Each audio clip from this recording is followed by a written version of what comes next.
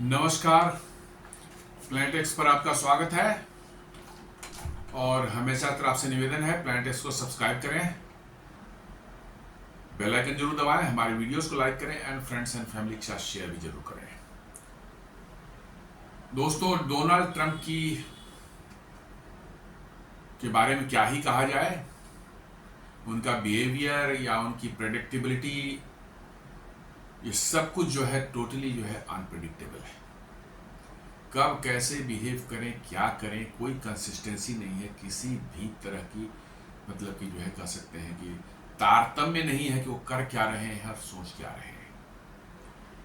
America जैसे एक powerful country के प्रेसिडेंट बन जाने के बाद से जो है लगता है उन्होंने अपना आपा खो दिया है। उनको लग रहा है दुनिया में जैसे भी जो चाहेंगे वो कर लेंगे। इनफैक्ट मुझे लगता है कि डोनाल्ड ट्रंप बहुत कन्वेंशनल टाइप के अमेरिकन हैं, जो कि चेंज, और ये ज़्यादातर अमेरिकन में ये बात आती है। डोनाल्ड ट्रंप में थोड़ा हौसला ज़्यादा हो, बट ज़्यादातर अमेरिकन बात में ये वो एक्सेप्ट नहीं कर पा रहे हैं कि ये 70s और 80 का अमेरिका नहीं है। अब मतलब कि जो है अब दुनिया बदल चुकी है और अमेरिका की हैसियत भी पहले से बहुत बदल चुकी है। पहले वाली हैसियत अमेरिका नहीं रखता। आज अमेरिका की डिपेंडेंसी दुनिया पर इतनी बढ़ चुकी है, वो कर्ज के बोझ के तले अमेरिका ऐसा डूबा हुआ है कर्ज में। जो है अमेरिकन सब पढ़ते लिखते नहीं हैं, यूनिवर्सिटीज नहीं जाते, कोई इनोवेशन नहीं करना चाहते। जो भी अमेरिका में इनोवेशन देख रहे हैं वो बाहर के लोग कर रहे हैं। बहुत कम तादाद में जो है अमेरिकन उसमें इन्वॉल्व है। जी हाँ, 60s 70s के आसपास में आप देखेंगे तो अमेरिका में बहुत ज़्यादा मैन्युफैक्चरिंग होती है। 64% मैन्युफैक्चरिंग करीब करीब होती थी। आज मैन्युफैक्चरिंग वहाँ करीब वहाँ की जीडीपी मात्र 8-10% का करता है। कारण ये है कि मैन्युफैक्चरिंग में मेहनत लगती है। मैन्युफैक्चरिंग में जो है ज़्यादा एफर्ट लगता है और रिजल्ट्स जो हैं धीरे धीरे आते हैं, कम आते हैं। वही सर्विसेज चल जाए, खासकर फाइनेंशियल सर्विसेज वगैरह में जो है कम एफर्ट, सिर्फ दिमाग का जो है खेल है, दाएं बाएं करिए, 2 नंबरिया काम भी बहुत हो सकता है उसमें, और रिटर्न भी जो है बहुत ज़बरदस्त आता है। तो पिछले कुछ दशकों में अमेरिका ने जो है मैन्युफैक्चरिंग छोड़ दिया। मैन्युफैक्चरिंग को लगा कि ये सब करके क्या कम पैसे कमाकर क्या होना है। सारी चीज़ें जो है चाइना भेज देते हैं, डेवलपिंग कंट्री में भेज देते हैं, जहाँ पर सस्ते में बन जाएगा वो आएगा। अमेरिकन जो है सस्ते में खरीद के मौज करेंगे और हम सिर्फ जो है दुनिया में जो है 2 नंबर के पैसा कमाने वाला धंधा जो है फाइनेंशियल वाला करेंगे। शेयर मार्केट हो जाए, फाइनेंशियल मार्केट हो जाए, ये सब जो है मतलब कि जो है क्रिप्टो का धंधा हो जाए, ये सब धंधे में अमेरिकन लगे हुए हैं, बेतहाशा लगे हुए हैं। काम धाम करना पड़ता है कब, जब आप मैन्युफैक्चरिंग करते हैं। एक्चुअल जो वर्क आप करते हैं उसमें बहुत मेहनत लगती है। तो अमेरिकन ने छोड़ रखा है। 70% अमेरिकन पढ़ते लिखते नहीं है, यूनिवर्सिटी नहीं जाते। तो अब अमेरिका की स्थिति हो गई है कि आपको हर चीज़ में अमेरिका की डिपेंडेंसी दुनिया पर हो गई है। कपड़े लत्ते हो, गारमेंट्स हैं, जूते चप्पल हैं, दवाइयाँ हैं, कार के पार्ट्स वगैरह हैं, ऑटोमोबाइल हैं, बने बनाए ऑटोमोबाइल हैं, आपको घर के यूटेंसिल्स, फर्नीचर्स, मतलब आप गिनती नहीं कर सकते। एवरीथिंग मतलब कि जो है वो ट्रंप जो बता रहा था कोई कि ट्रंप जो है मागा मेक अमेरिका ग्रेट अगेन वाला लाल वाला कैप जो पहनते बोलते वो भी मेड इन चाइना था। अब समझ सकते हैं मेक अमेरिका ग्रेट अगेन ऐसे ग्रेट बनता है कि जो टोपी पहन रहे हैं वो भी अमेरिका में नहीं बन सकते, क्योंकि वो बनना इतना एक्सपेंसिव हो जाता है उनके लिए कि भाई उसके बाद कोई खरीदार नहीं मिलता। और मागा की टोपी होगी, हो सकता है $2 की होगी या $3 की होगी। अमेरिका में बनता तो शायद वो $20 का पड़ जाएगा। ये चाइना से बना के मंगाया था और वही लोग पहन के घूम रहे थे और चिल्ला रहे थे मेक अमेरिका ग्रेट अगेन। जी हाँ, पूरा मागा क्राउड जो है वही कैप लगा के आज भी घूम रहा है, make America great again.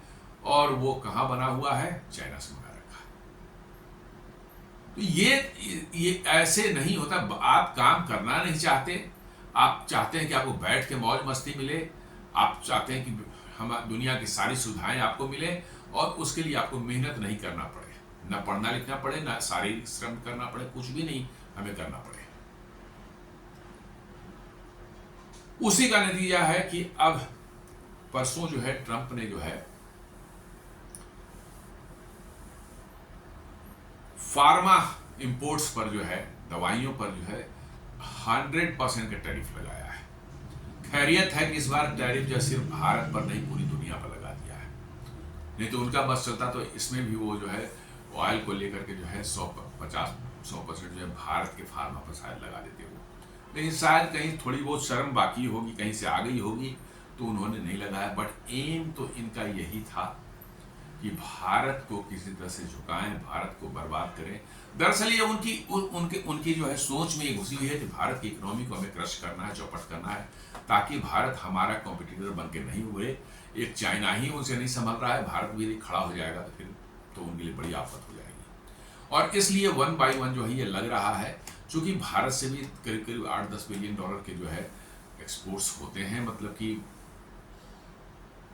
10-11 billion dollar के आसपास में जो है फार्मा के एक्सपोर्ट्स अमेरिका होते हैं। और इनफैक्ट वॉल्यूम में देखेंगे करीब 30% वॉल्यूम जो है अमेरिकन जेनेरिक ड्रग्स का वो भारत से ही जाता है। जी हाँ, अभी का जो टैरिफ लगाया वो शायद जेनेरिक ड्रग्स पर अभी नहीं है, लेकिन कौन ठिकाना है, कल सुबह उठेंगे, रात में उनको कोई सपना आएगा, वो सुबह उठकर लगा देंगे। तो आइए देखते हैं, समझते हैं क्या है ये मामला। Trump announced 100% tariff on pharmaceuticals, would this hurt India drug makers? क्या ये भारत के लिए के ड्रग मेकर्स का खतरा है? तो ये रिपोर्ट करता है कि the tariff blitz continue, Donald Trump has imposed 100% duty on pharmaceutical drugs from October 1। ये October 1 से लागू हो जाएगा। This could hurt India drug makers as America is one of their largest markets, earning $8.7 billion from pharma exports to the US in 2024 again।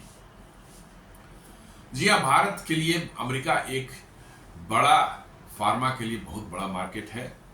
हमारे जितने भी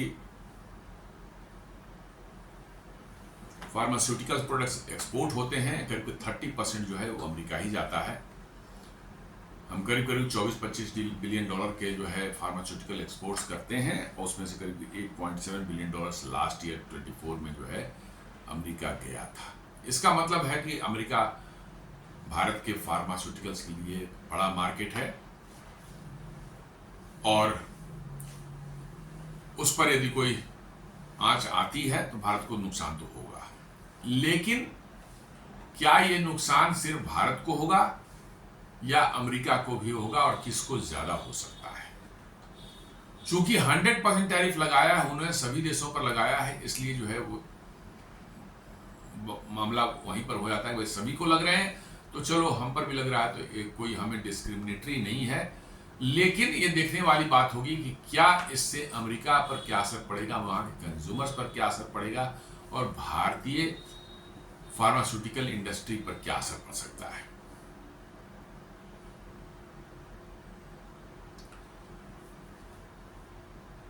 तो ये पॉलिसी नंबर है, US president Donald Trump announce that starting October 1, 2025 ये 100% tariff will be impose on imports of branded और patented pharmaceutical products।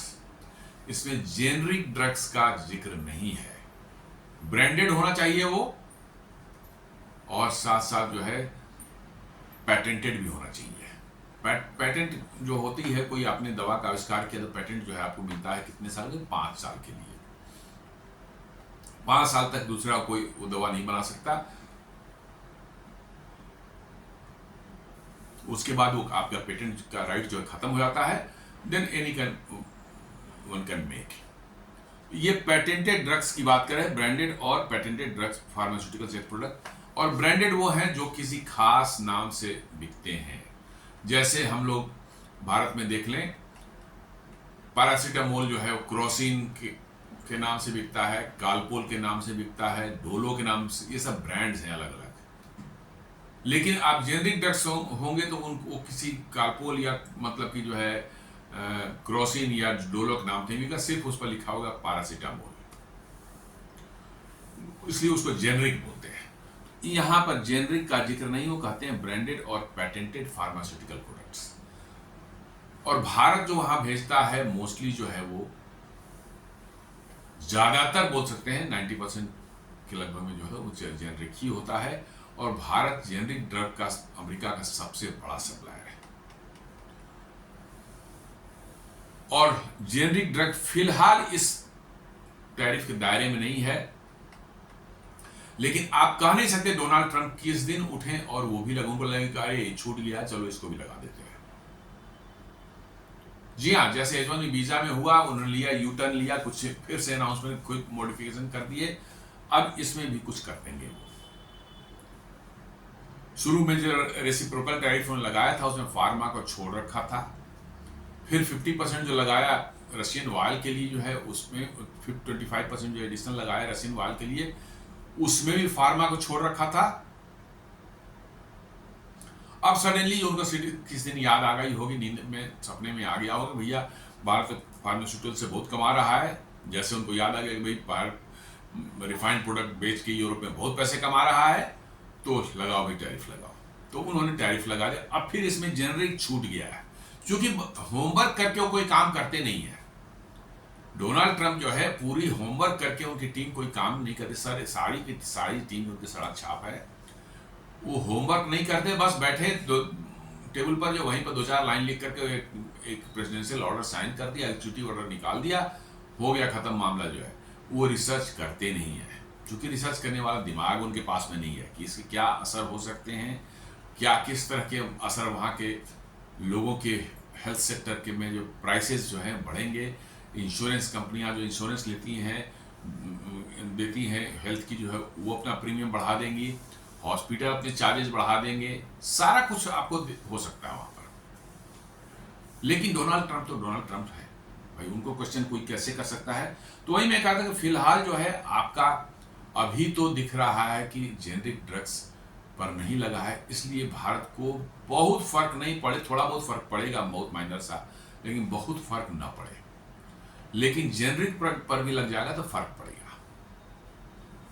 वैसे भारत को आप देखें करीब 120 से 140 देशों में आप दवाइयां भेजते हैं दुनिया के मैंने सबसे बड़े फार्मास्यूटिकल फार्मा के मैन्युफैक्चरर्स आप मतलब की हैं दुनिया में। और जेनरिक ड्रग में तो आपकी कोई बराबरी नहीं है, इतना बड़ा हमारा कारोबार है। उसमें से 8-10 बिलियन के आसपास मान लें, 10-10.5 बिलियन के 11 बिलियन का जो है अमेरिका जाता है, और वो मोस्टली जो है जेनरिक ड्रग जाता है। कुछ ब्रांडेड भी जाते होंगे, बट मोस्टली जो है वो जेनरिक ही है। इसलिए जो है अभी तो बचे हुए हैं, लेकिन ज्यादा दिन बचे रहेंगे इसकी तो मुझे उम्मीद नहीं है, क्योंकि डोनाल्ड ट्रंप का भी कोई हिसाब किताब नहीं है। एग्जेम्पशंस में उन्होंने कहा है कि company that are already constructing manufacturing facility in the US construction has started may be exempt.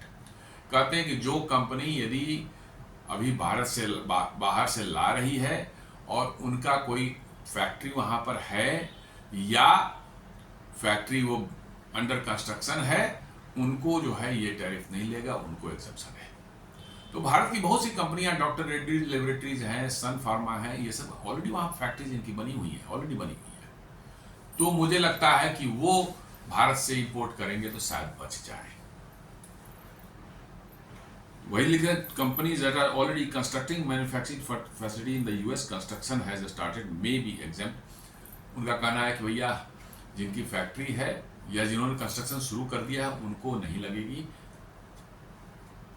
तो इसमें तो ये भी हो सकता है कि भैया हमने जो है थोड़ी सी जमीन वहां पर लीज पर ले ली और कंस्ट्रक्शन दिखा दिया कि हाँ कंस्ट्रक्शन हमारे शुरू हो गया है, और उसके बाद हम अपना एग्जेम्प्ट होकर के बेचते रहे 2-3 साल जो है, तब तक डोनाल्ड ट्रंप चले जाएंगे, फिर तो मामला ही दूसरा कुछ हो सकता है।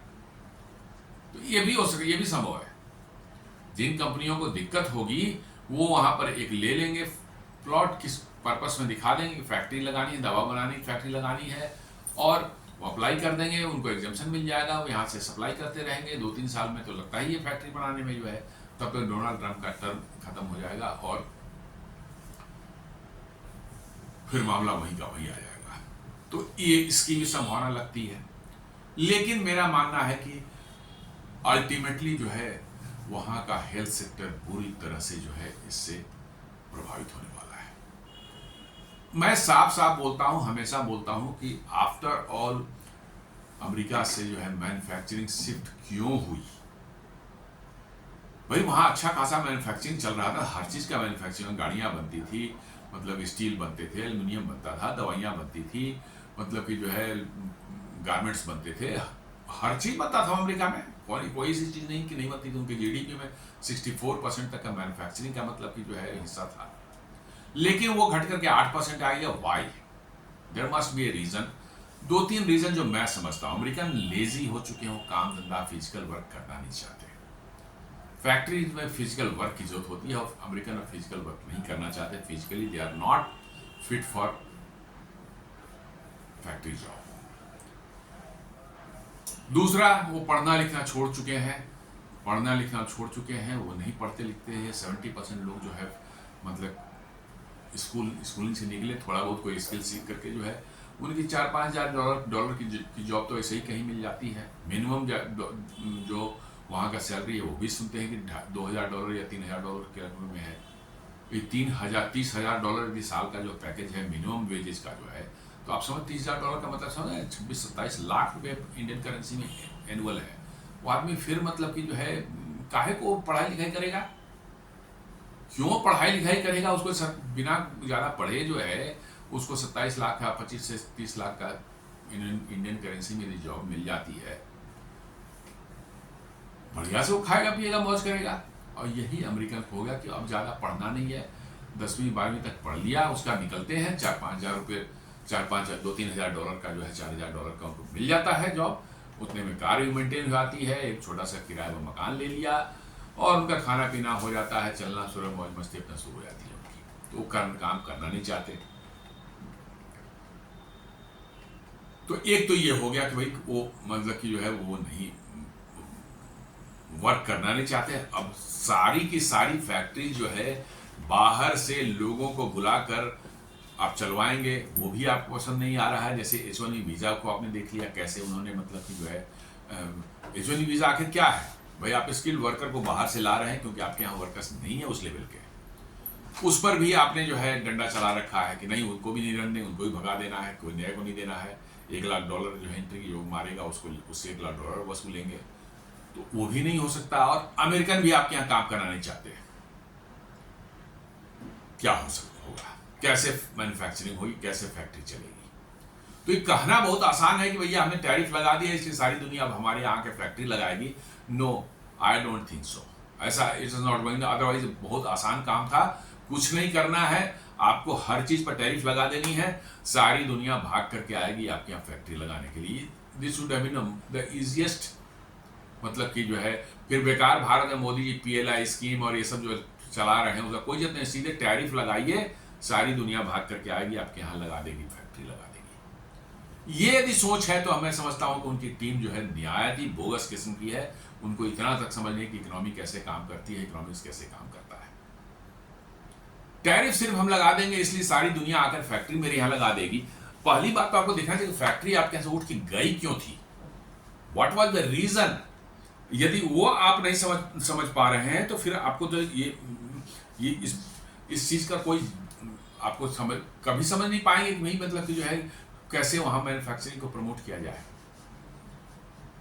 तीसरा जो है, फिर तीसरा रीजन जो हम है वहां मैन्युफैक्चरिंग क्यों नहीं हो सकती, हाई सैलरीज। जी हाँ, रिसेंट पास्ट में जो है पिछले 10-20 सालों में अमेरिकन सैलरी लोगों की इतनी ज़्यादा हो चुकी है, जैसे मैं बता रहा था मिनिमम वेजेज वहाँ जो है इंडियन करेंसी में 27 से 28 लाख रुपये पड़ जाता है, $3,000।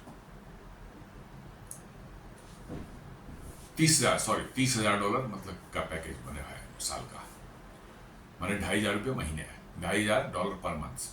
$30,000 की पैकेज का मिनिमम वेजेज है, आप उससे कम नहीं रख सकते।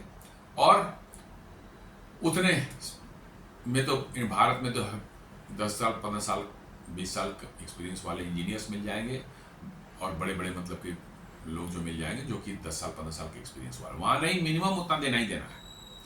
तो हाई वेजेज हाई सैलरी जो है वो वहाँ के मैन्युफैक्चरिंग को टोटली अनकम्पिटिटिव बना देती है। जी हाँ, अनकम्पिटिटिव हो जाता है, बिकॉज कि आपके कॉस्ट इतने ज्यादा बढ़ जाते हैं कि आपके देश के लोगों की जिनकी हाई इनकम वाले हैं उनके लिए भी वो परेशानी का सबब बन जाता है। एक्सपोर्ट करना तो दूर की बात है, आप अपने देश में ही लोगों को की पहुंच से बाहर होने लगती है। तो दो तीन कारण मैंने बताए। एक तो पढ़ते लिखते नहीं है, उनका पढ़ने की इच्छा नहीं है, लेजी हो चुके हैं, आपका जो है सैलरी बहुत हाई है, और दूसरी बात की है आप आसानी से पैसा कमाने की इच्छा लोगों में हो गई है। वो सर्विसेज सेक्टर, खासकर फाइनेंशियल सर्विसेज सेक्टर में जो है हम जाके इजी वे में पैसा कमाएंगे। आज के अमेरिका में देखिएगा दो ही तीन चीज काम कर रही है। एक है उनका जो है टेक सेक्टर, जो है बड़ी बड़ी कंपनियां जो है, मेटा है, गूगल है, माइक्रोसॉफ्ट है, अमेजन, ये है, ये सेक्टर उनका चल रहा है। दूसरा जो है आर्म्स वाले जो है मिलिट्री इंडस्ट्रियल कॉम्प्लेक्स है वो चल रहा है। और तीसरा जो है उनका जो है तेल और गैस वाला धंधा जो होता है वो चल रहा है। और थोड़ा बहुत कर सकते हैं क्योंकि एग्रीकल्चर में, लेकिन एग्रीकल्चर का कोई वो नहीं है। अब अभी चाइना ने खरीदना बंद कर दिया तो उनका एग्रीकल्चर तो ठप होने वाला। वो सब जेनेटिकली मॉडिफाइड क्रॉप्स उगाते हैं और चाहते हैं कि दुनिया में से ही हम उगाते तो बहुत है, बहुत बड़ी तादाद में उगाते हैं, लेकिन जेनेटिकली मॉडिफाइड वो ह्यूमन कंजम्पशन फिट नहीं है, तो कौन खरीदेगा उसको। तो दो तीन मैंने बताया, टेक है उनका, मतलब कि जो है मिलिट्री इंडस्ट्रियल कॉम्प्लेक्स वाला है, और ऑयल वाला बिजनेस है। यही दो तीन उनके काम करते हैं, और उन्हीं से उनको लगता है बस पूरा अमेरिका चल जाएगा, ऐसी सोचे उनकी। अब ये सब दवाई बनाना है, घड़ी बनानी है, मोटरसाइकिल बनाने हैं, साइकिल बनानी है, आपको ऑटोमोबाइल बनानी है, गारमेंट्स बनाने हैं, घर के यूटेंसिल्स है, फर्नीचर है, मैट्रेसेस है, कितनी चीज़ें, lights and fans, air conditioners हैं, कितनी चीज़ें हैं। ये सब बनाने के लिए आपको अलग अलग फैक्ट्रीज लगानी पड़ती हैं, वैसे स्किल के लोगों को लगाना पड़ता है, और कम मार्जिन में, कम प्रॉफिट में आपको उसको चलाना पड़ता है, तभी आपकी चलेगी। लेकिन अमेरिकन को भाई जब तक डॉलर मोटी कमाई नहीं होगी डॉलर में जो है, तब तक उनको तो चैन नहीं आ सकता, क्योंकि उनको ऐश मौज करने की आदत हो चुकी है। ऐश मौज करने के लिए पैसे बहुत चाहिए होते हैं, और वो उसके आदी हो चुके हैं, ऐसे आदी हो चुके हैं कि now they can not leave without that. तो इसलिए जो है उतने मार्जिन पर तो आपका कोई भी प्रोडक्ट जो है नहीं चल पाएगा। अब अमेरिका में कोई चीज बनाएंगे और दुनिया में नहीं बेच पाए, सिर्फ अमेरिका, अरे आपकी पॉपुलेशन कितनी, 24 करोड़ तो पॉपुलेशन सिर्फ। भारत में 140 करोड़ पॉपुलेशन, दुनिया में न भी बिकेगा, भारत में ही इतना बिकेगा कि शायद वो कंपनी सर्वाइव कर जाए। लेकिन अमेरिका में, सिर्फ अमेरिका में बेचकर वो कंपनी सर्वाइव कितने दिनों तक करेगी, गॉड नोस। तो इसलिए जो आपको दुनिया में कॉम्पिटिटिव होना पड़ेगा, और वो आप हो नहीं सकते because of the high salaries, और अदर जो है वहाँ के टैक्सेस जो हैं और टैरिफ्स जो वहाँ पर लगे हुए हैं इलेक्ट्रिसिटी का और ये सब का, जो बहुत हाई है।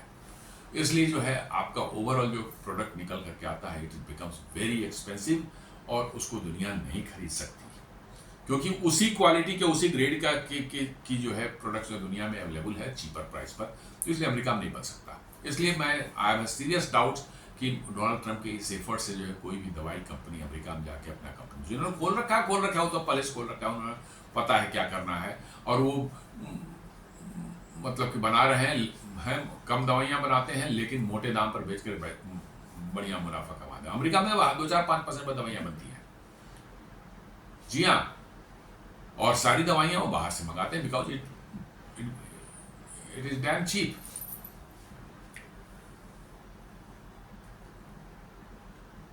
Announced on social media and reported by major outlets, Reuters, Politico, AP, ये सारी चीज़ों में उन्होंने के थ्रू जो है ये न्यूज़ निकल कर के आई, उन्होंने अनाउंस किया था मीडियम पर। और specially targets branded patented drugs, generics are not explicitly mentioned. Generic इसमें मेंशन नहीं है, लेकिन क्या इम्प्लीमेंटेशन के समय तक या ऐसे ही रहेगा, या उनके जो ब्यूरोक्रेट्स हैं जब उनके पास इम्प्लीमेंटेशन के लिए जाएगी तो वो ही इसका मतलब निकालने के नहीं कि ऑल ड्रग्स पेटेंटेड हो नहीं हो। होता है, ब्यूरोक्रेसी में होती है, अपने आप ही होता है ऐसा, कुछ भी मतलब निकाल लेंगे। अब जाइए फिर सरकार के यहाँ क्लैरिफिकेशन मांगिए, लॉबिंग कीजिए, तब जाकर क्लैरिफिकेशन कुछ आएगी। यदि प्रेशर आपका बढ़िया है, आपने लॉबिंग कर रखी है, तो कुछ क्लैरिफिकेशन आ जाएगा, अदरवाइज नहीं तो मतलब कि जो आपके ब्यूरोक्रेसी जेनरिक को भी फंसा सकता है। जी हाँ, फिलहाल उसमें मैंने लिटरली जो है कहिए कि नहीं लिखा हुआ है कि हाँ जेनरिक पर भी लगे, उन्होंने ब्रांडेड एंड पेटेंटेड ड्रग की बात की है। तो अभी तो जेनरिक्स हम अपने हिसाब से हम लोग समझ के हिसाब से जो जेनरिक पर नहीं है, लेकिन हु नोज जब इम्प्लीमेंट होने जाएगा तब ब्यूरोक्रेट्स उसको कैसे ट्रीट करते हैं, that has to be scene.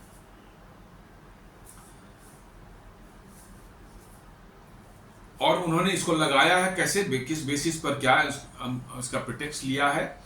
Tariffs are justified under section 232 of the trade expansion act which allows action for national security concerns. जी हाँ, उन राष्ट्रपति को वहाँ कुछ पावर है नेशनल सिक्योरिटी कंसर्न्स को जब वहाँ जहाँ पर होते हैं, कोई section 232 of the trade expansion act है, उसमें उनको कुछ पावर दी गई इस तरह कुछ एक्शन लेने के लिए। ये उसी का इस्तेमाल करके जो है ये टैरिफ लगाते जा रहे हैं, और इसी पर जो है वहाँ पर सुप्रीम कोर्ट में भी केस पेंडिंग है, जो कि शायद 15 अक्टूबर के बाद साल उसकी सुनवाई होगी। वो अपील कोर्ट में और लोअर कोर्ट में वो केस हार चुके हैं कि इन दोनों कोर्ट्स ने कहा कि नहीं, राष्ट्रपति को पावर नहीं, ये पावर सिर्फ कांग्रेस को है। अभी अमेरिका में कोई इमरजेंसी डिक्लेयर हुई नहीं है, तो फिर इस पावर का इस्तेमाल कैसे अमेरिका के राष्ट्रपति कर सकते हैं? जब इमरजेंसी डिक्लेयर ही नहीं हुई है तो फिर how you can use this powers? तो वो मामला है। पहले भी सेक्शन 232 को यूज किया गया था स्टील और ऑटोज के लिए, जो है इन्होंने पहले भी इस्तेमाल किया था, अपने फर्स्ट टर्म में भी कुछ इसका इस्तेमाल किया था 232 सेक्शन जो है इमरजेंसी पावर्स को, और स्टील पर और ऑटो कंपोनेंट्स पार्ट्स वगैरह पर जो है, या मतलब कि कार वगैरह जो बाहर से इंपोर्ट होते थे उस पर इन्होंने लगाया था टैरिफ पिछली बार भी जो है। For tariff should take effect, commerce, treasury और customs must issue rules and schedules. जी हाँ, वो जब तक जो है क्लैरिटी के साथ अपने रूल्स एंड शेड्यूल्स नहीं यदि जारी करते हैं तो आप एक्सपोर्ट करते हैं, क्या होगा यू डोंट नो। कोई भी उसका कुछ भी मतलब निकाल ले सकता है, क्योंकि ये सब बहुत ही वेग ऑर्डर्स निकाल रहे हैं डोनाल्ड ट्रंप जो है। H1B वीजा पर भी उन्होंने कहा, पहले दिन में उनके जो स्पोक्समैन वगैरह थे वो क्या कह रहे थे कि हर साल 1 लाख रुपए देने पड़ेंगे। हंगामा जब हुआ 24 घंटे के अंदर दूसरे दिन फिर आप कहते हैं कि नहीं नहीं, हर साल नहीं, एक बार देना पड़ेगा। पहले था कि भाई सभी को देना पड़ेगा, फिर आके कहा कि नहीं, पुराने वालों को नहीं देना पड़ेगा।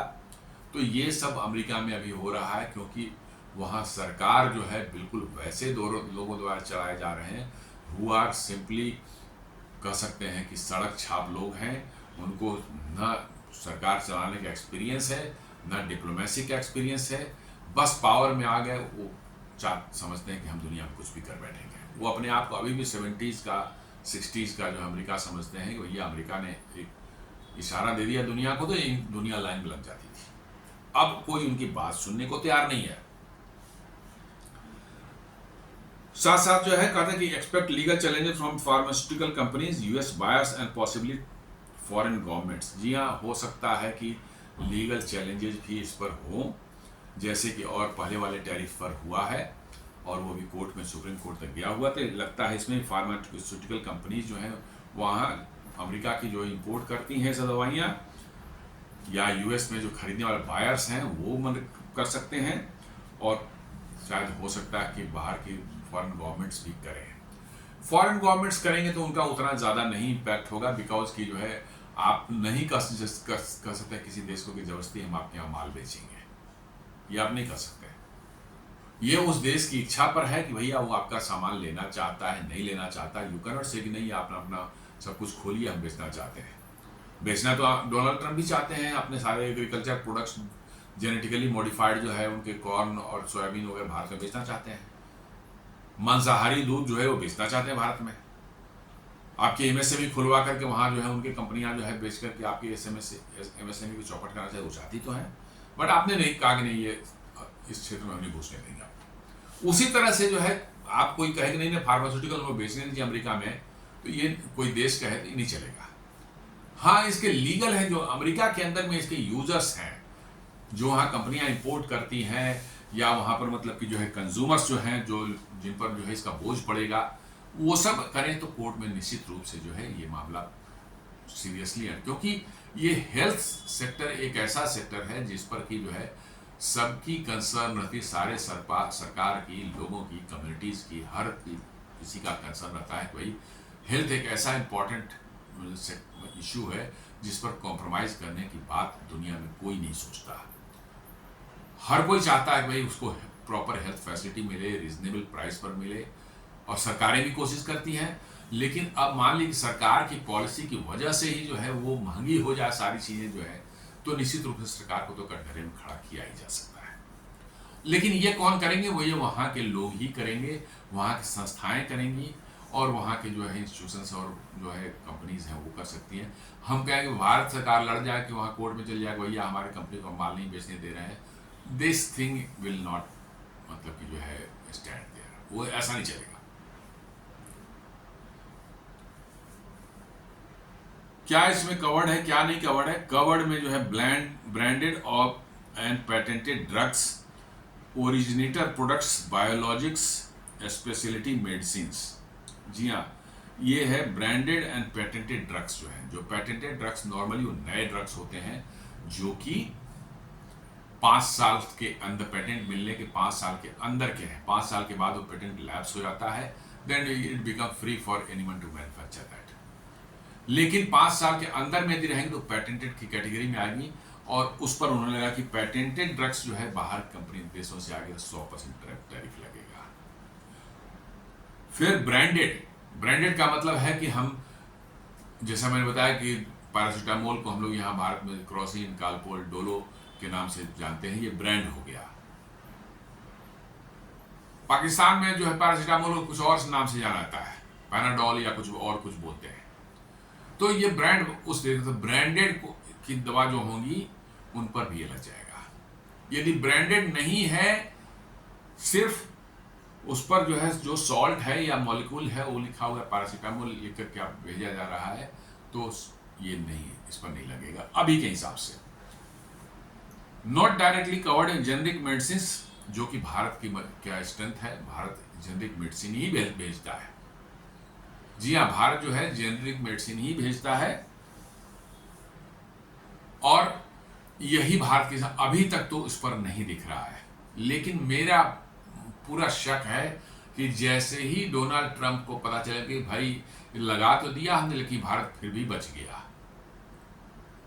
तो वो फिर लगा देंगे, जेनरिक को भी इंक्लूड कर लेंगे। जी हाँ, जैसे ही उनको अभी पता नहीं, शायद उनको होगा ध्यान, ज़्यादा मैंने कहा ना कि होमवर्क करना वो करते हैं ना उनकी टीम करती है।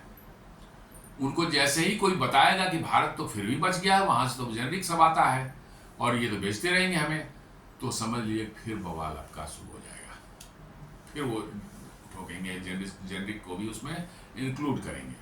तो ये खतरा बना हुआ है अभी भी।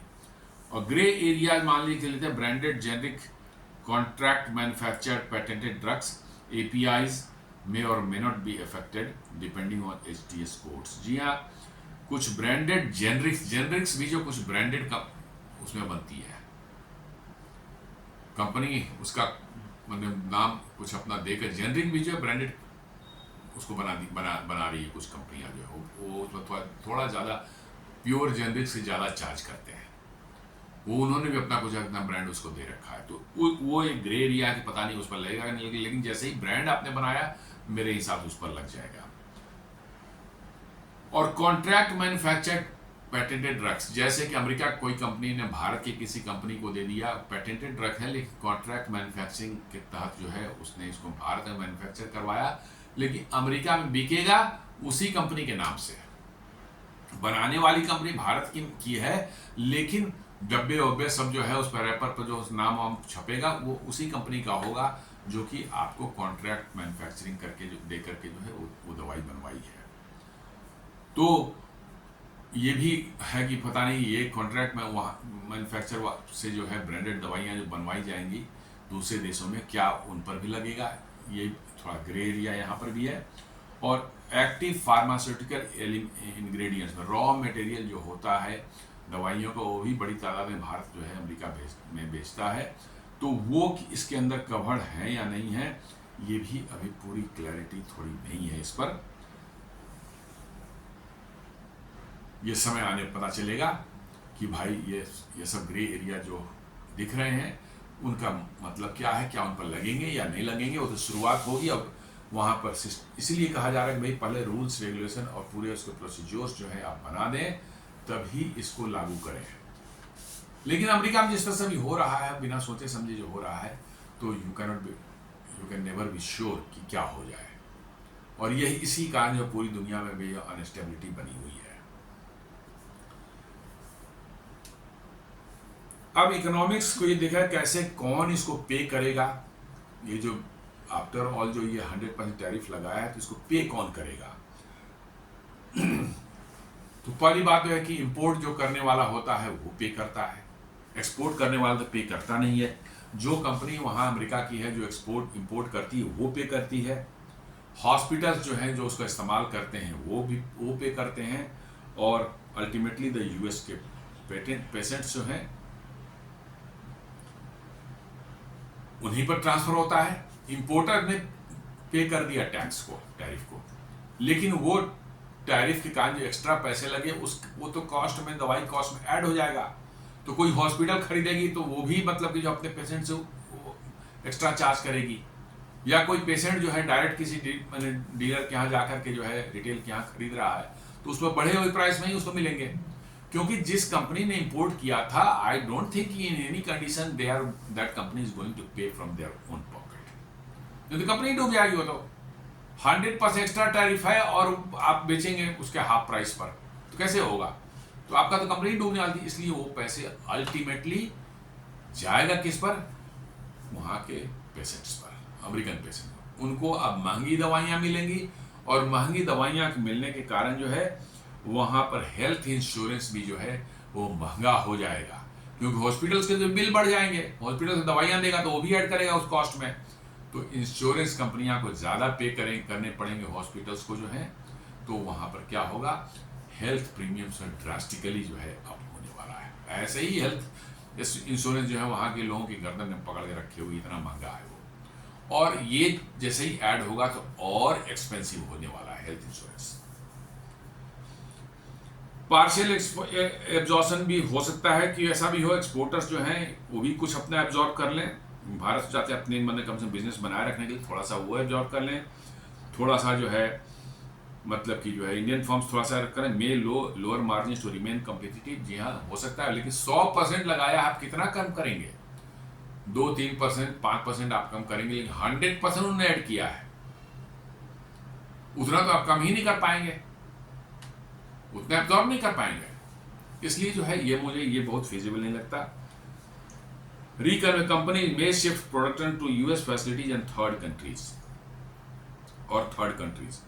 कहता कि हो सकता है कुछ कंपनियां जो यूएस में प्रोडक्शन शिफ्ट करने जाएं। इसकी संभावना मुझे बहुत कम लगती है। यदि यूएस में शिफ्ट करके की कंपनियों को प्रोडक्शन करके जो है वहां पर बड़े आसानी से दवाइयां बेच सकते थे, और जो कॉस्ट लगता है वो कॉस्ट आराम से उनको मिल जाता है,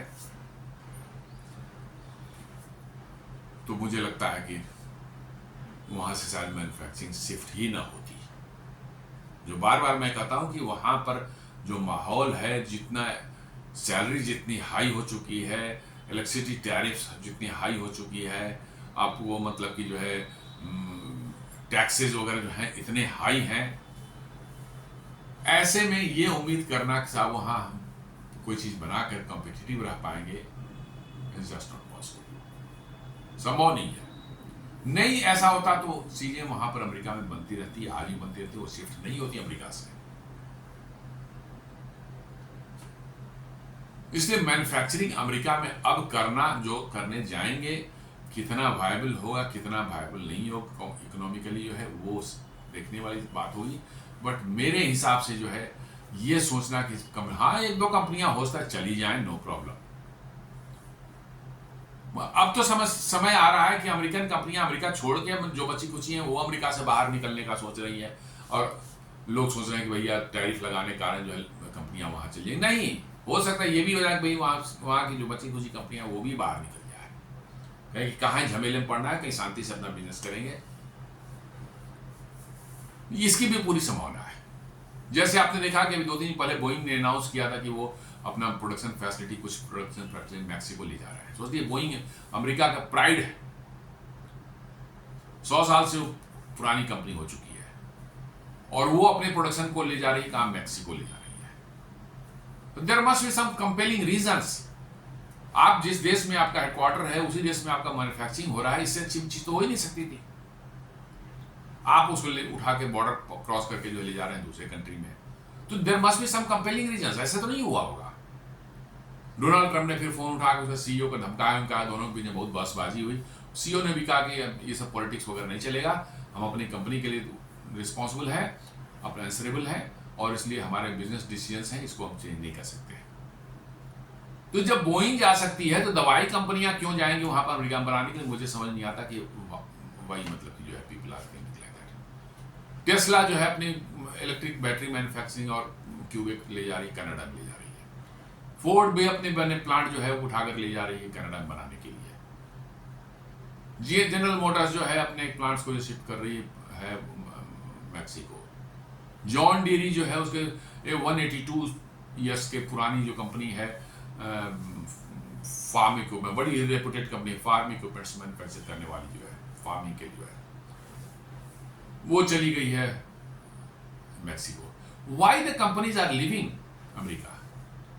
क्योंकि अमेरिका में बना करके कॉस्ट इतना उनका बढ़ जाता है कि वो प्रॉफिटेबल रह ही नहीं पा रही है कंपनियां, और only reason is the high salary and high tariff, electricity on taxes, और अब तो ऊपर से टैरिफ भी आके कोई कंपनी जो है, आप ऑटोमोबाइल को ले लें, क्या वो सारे कंपोनेंट्स को बना लेती? नहीं, उनकी ग्लोबल माने लॉजिस्टिक चेन्स हैं जहां से कुछ सामान इस देश से आ रहे हैं, कुछ सामान उस देश से आ रहे हैं, और सबको हम फाइनल असेंबली करके बनाते हैं। जो इंपोर्ट हो रहे हैं उस पर आपने टैक्सेस लगा दिए हैं 50%, 25%, 30%, तो अब उनको अपनी गाड़ियों के दाम भी तो बढ़ाने पड़े हैं। 5-5, 6-6 हजार डॉलर गाड़ियों की प्राइस बढ़ गई है वहां पर।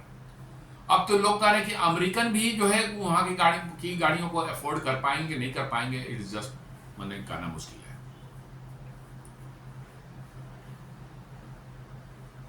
तो ये ऐसी परिस्थितियों में ये एक्सपेक्ट करें कि दवा बनाने वाली कंपनियां दौड़ करके आ जाएंगी अमेरिका में दवा बनाएंगे, I have a very serious doubt about it.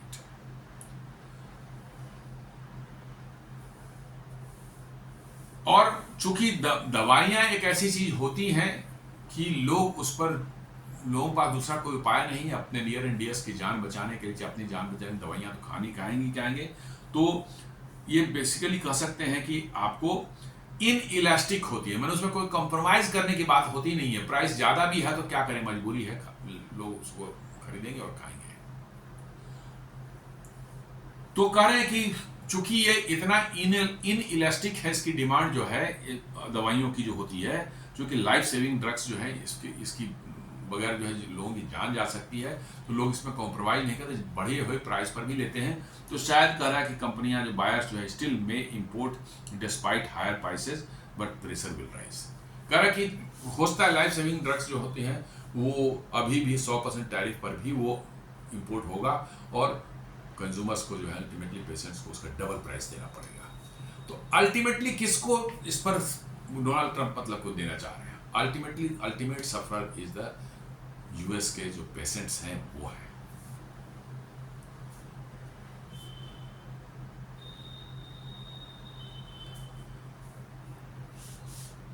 Markets में इसके कारण जो काफी खलबली मची। Indian and global pharma stocks came under pressure, investors are reassessing exposure. जी हाँ, कल मार्केट के अंदर में जो है काफी ज्यादा खलबली थी और फार्मा स्टॉक्स में बड़ी जबरदस्त मतलब की गिरावट देखी गई थी, और ये होना ही था।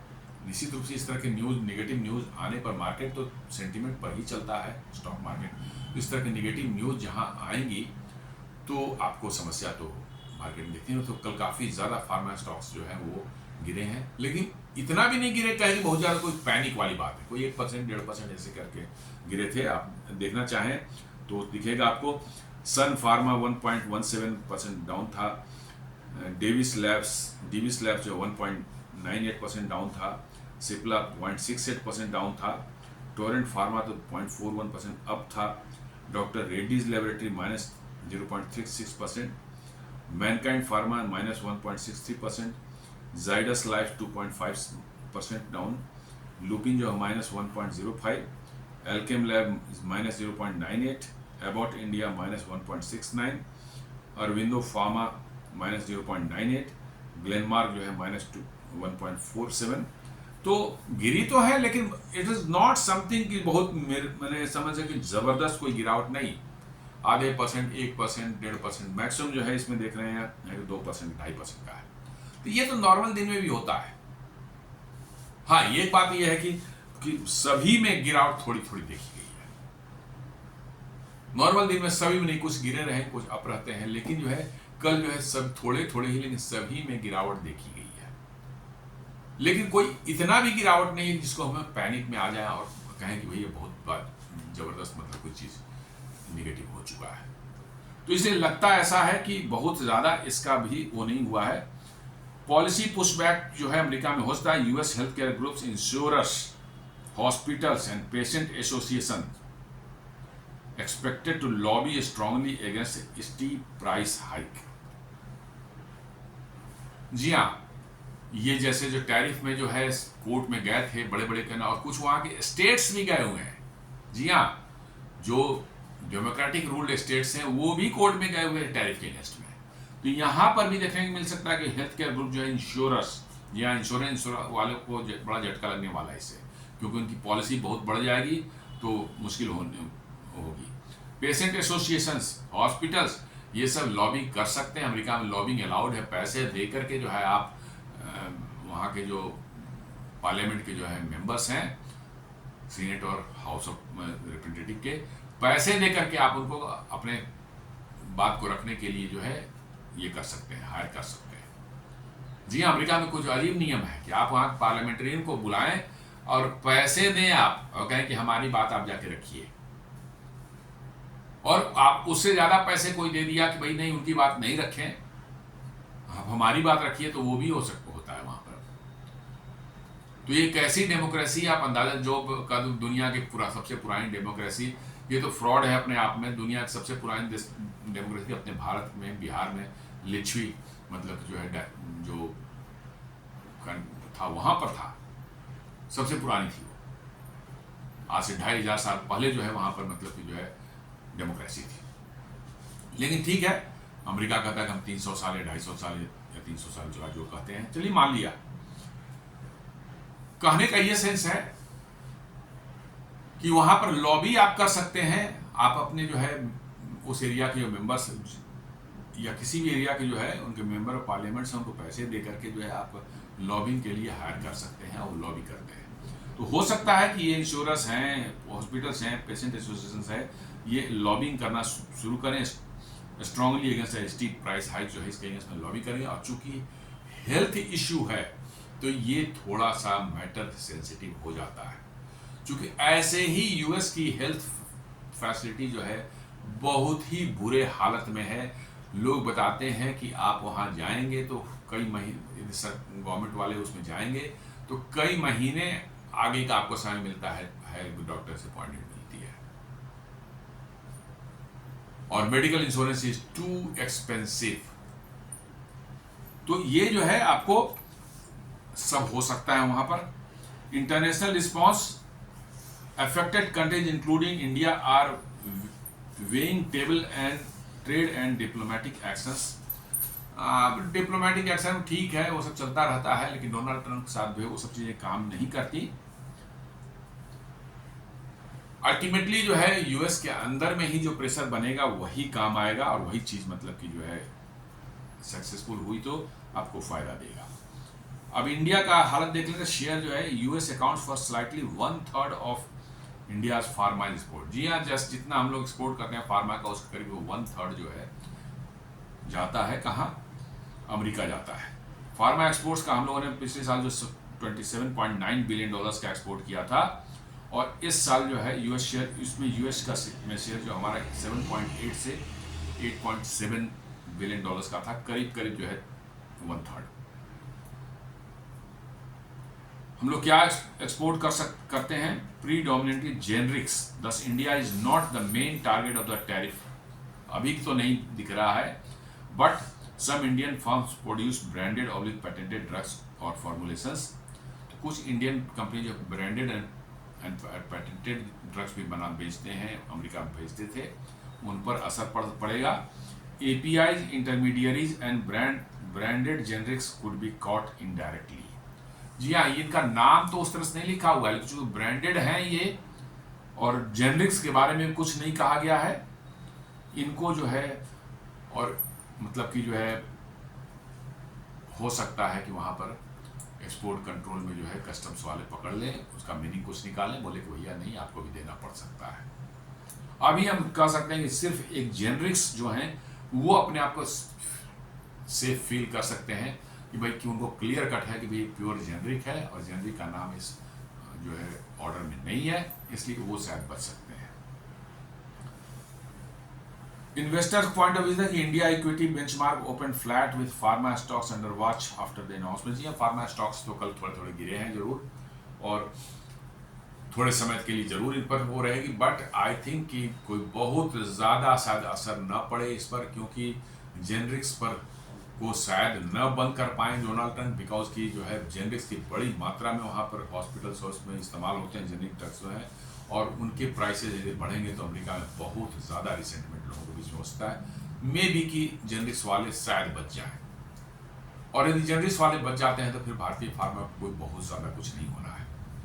और ऐसे भी भारत सरकार कोशिश कर रही है कि अब जितने भी हम अमेरिका को एक्सपोर्ट करते हैं धीरे धीरे उसको डाइवर्सिफाई करें दुनिया के अलग अलग देशों में, ताकि अमेरिका पर से हमारे रिस्क जो है वो कम हो सके।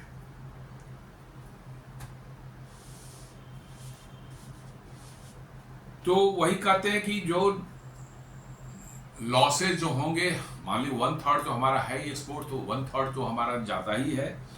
अब बात आती है कि भाई दवाएं कैसी हैं, यदि कोई ऐसी लाइफ सेविंग ड्रग्स है जिसके बगैर उनका कोई गुजारा नहीं है, लो इलास्टिसिटी वाली जो चीज़ें होंगी उसमें शायद मतलब 10% वॉल्यूम ड्रॉप आ जाए तो 0.8 बिलियन के आसपास में आपको नुकसान हो सकता है, लॉस हो सकता है। मीडियम इलास्टिसिटी जिसको बोलते हैं कि भाई वैसी दवाइयाँ हैं जो कि मतलब कि थोड़ी सी मतलब कि लाइफ सेविंग भी है, और कह सकते हैं कि उतनी ज़्यादा उनकी नहीं, बट लिटिल बिट मोर मतलब इम्पॉर्टेंट है, मस्ट नहीं है लेकिन हाँ इम्पॉर्टेंट है। वो ऐसी दवाइयाँ 50% वॉल्यूम ड्रॉप होगा तो आपका 4 बिलियन के आसपास में हिट लगेगा आपको। और हाई इलास्टिसिटी वाली जो है जो कि प्योर एकदम बिल्कुल कह सकते हैं कि लाइफ सेविंग वाली है, नहीं नॉट प्योर लाइफ सेविंग वाली बट बिल्कुल नॉर्मल दवाएं हैं, बिल्कुल नॉर्मल दवाएं हैं जिसमें कि मतलब बहुत ज़्यादा कुछ आपको नहीं करना है, मतलब कि जो है वैसे और भी नहीं भी खाएंगे तो अभी कोई ऐसा नहीं कि लाइफ थ्रेटनिंग है या कुछ है, लोग अवॉइड कर सकते हैं कुछ दिनों तक जो है। वैसे में जो है 80% वॉल्यूम ड्रॉप हो सकता है तो आपको करीब कोई 6 से 7 6.5 से 7 बिलियन डॉलर का हिट लग सकता है। लेकिन अल्टरनेट मार्केट यदि ढूंढ रहे हैं, डाइवर्सिफाई कर रहे हैं, आप 140 देशों को दवाइयाँ बेचते हैं, तो आई डोंट थिंक कि कोई बहुत बड़ा इशू है over a period of 6 months और 1 ईयर और 2 ईयर के अंदर में आप आराम से डाइवर्सिफाई करें। मैं तो कहता हूँ कि अमेरिका अब अपना सामान लोग यहाँ भारत से बेचना छोड़ दें। ईजी मार्केट लोगों को दिखता था वहाँ जाते, लेकिन अमेरिका टोटली अनप्रेडिक्टेबल है, क्या कब कर बैठेगा यू नेवर नो, इसलिए अमेरिका से जान छुड़ाएं तभी आपकी सिंपल आई है। अब जियो पॉलिटिकल एंगल से देखें तो हो सकता है WTO में चैलेंज हो कि उसका कोई वैल्यू नहीं है, अमेरिका कोई वैल्यू नहीं रहा है। अमेरिका ने ऐसे भी WTO का डिफंक्ट है, बेकार है, हम इसको नहीं मानते हैं, इसलिए ये सब खाली फालतू की बातें हैं। WTO है, वैसे भी UN के जितने संस्थाएं हैं, WTO और WHO सब फ्रॉड्स हैं, कुछ करते रहते कुछ नहीं, बैठ के वहाँ पर ऐश होती है, तो इसका कोई मीनिंग ही नहीं है। Diplomatic pressure India likely to lobby for exemption for essential medicine, ये भी बहुत ज़्यादा काम नहीं करेगा। मैं बता रहा हूँ डोनाल्ड ट्रंप के समय में कुछ भी काम नहीं कर रहा है, इसलिए जो है कहना कि डिप्लोमेटिक प्रेशर देंगे तो काम कर जाएगा, आई डोंट थिंक तो है। डोमेस्टिक US पॉलिटिक्स, यहाँ यस, इसमें ये जरूर काम करेगा। Bipartisan pushback possible due to health care cost concern, ये जरूर मतलब कि जो है ये जरूर जो है काम करने वाला है। इंटरनल प्रेशर पड़ेगी वही काम करेगा। और ट्रेड रिलेशन जो है risk for tit for tat measure, though medicine are politically sensitive, और कॉन्सिक्वेंसेज देखेंगे तो शॉर्ट टर्म में जो है थोड़े से वॉलिटिलिटी फार्मा स्टॉक्स में रहेगी। मीडियम टर्म में देखें सप्लाई चेन रीस्ट्रक्चर जरूर हो जाए, कॉन्ट्रैक्ट रीनेगोशिएशन और पॉसिबल US प्लांट अनाउंसमेंट हो सकते हैं, बट आई डाउट कि कोई नए फैक्ट्री भारत वाले जाके लगाने वाले हैं। लॉन्ग टर्म में देखेंगे आप डाइवर्सिफाई करेंगे अपने एक्सपोर्ट्स को, reshoring of drug manufacturing to US, global supply chain realignment, stronger diversification by Indian exporters. जी हाँ, आप डाइवर्सिफाई करेंगे, अमेरिका से कहेंगे भैया जी छोड़ो, नफा करो, हमें उस ग्राहक से कोई लेना देना ही नहीं है। तो दोस्तों ये था हमारा आज का विश्लेषण, जो डोनाल्ड ट्रंप ने जो है 100% टैरिफ जो फार्मा प्रोडक्ट्स पर लगाए हैं उस पर था। उम्मीद करता हूँ ये वीडियो आपको पसंद आया होगा। हमारे वीडियोस को लाइक करें, फ्रेंड्स एंड फैमिली के साथ शेयर करें, हमारे चैनल को सब्सक्राइब करें और बेल आइकन दबाना बिल्कुल नहीं भूलें। धन्यवाद।